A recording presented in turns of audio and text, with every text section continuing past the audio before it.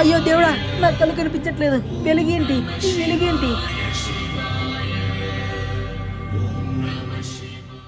ఏంట్రా ఏంట్రా మీ బాధ ఏంట్రా? శివయ్య కనిపించయ్యా అంటారు, కనిపిస్తే ఇలా అరుస్తారు. ఆ, స్వామి నువ్వేనా? మేం పిలిస్తే వస్తావని అనుకోలేదు స్వామి.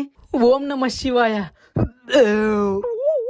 ఓరిని, ఇప్పుడే కదరా ఈరోజు ఉపవాసం ఉంటా జాగరణ చేస్తా అన్నావు, అంతలా తేపుతున్నావు.